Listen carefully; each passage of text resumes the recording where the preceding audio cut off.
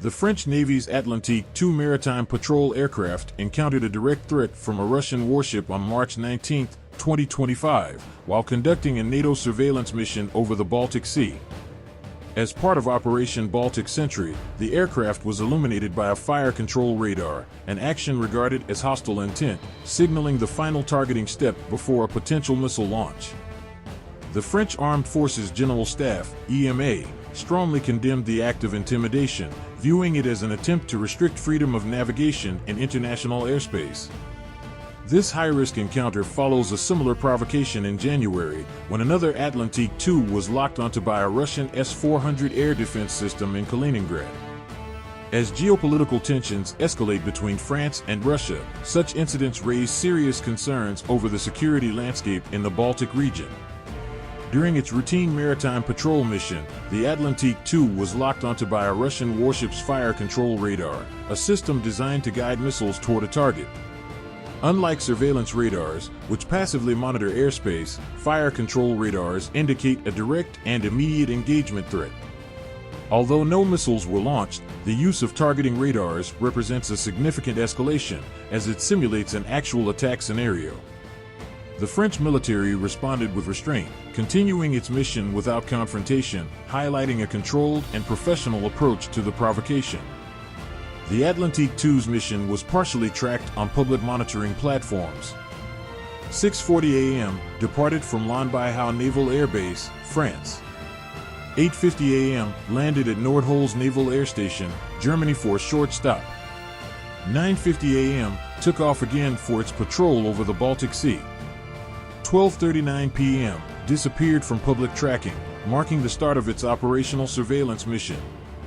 After 4 hours and 40 minutes, the aircraft reappeared on radar before returning to its home base at 8:18 p.m. Despite the threat posed by the Russian warship, the French crew completed their mission without deviation, showcasing steadfast commitment to the NATO operation.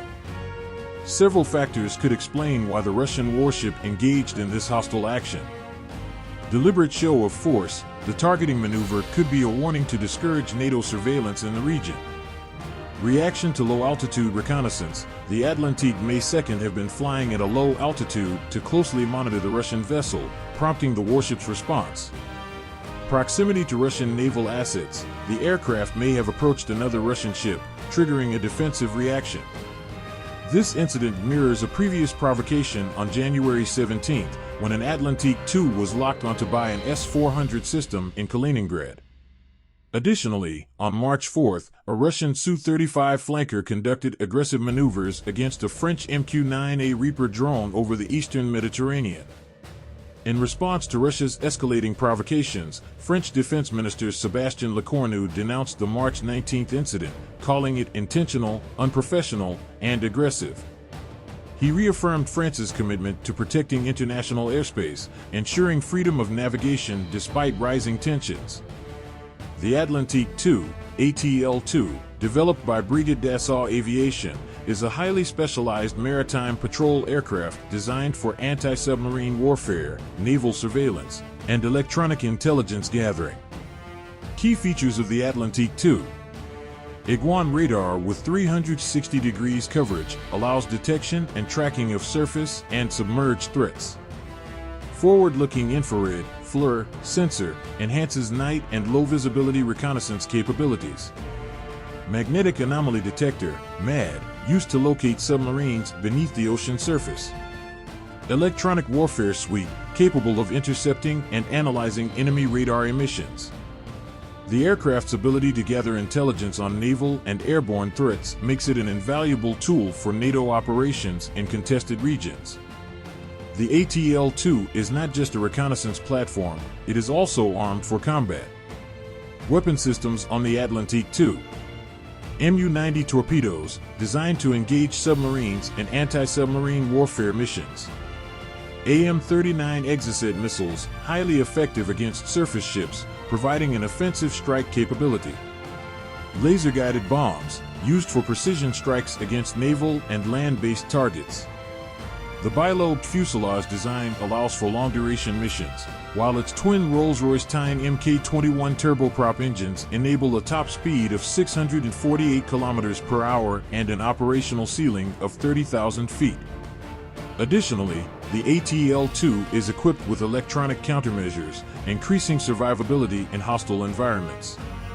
The March 19th incident is another flashpoint in the ongoing tensions between France and Russia, particularly in strategic areas like the Baltic Sea and the Mediterranean.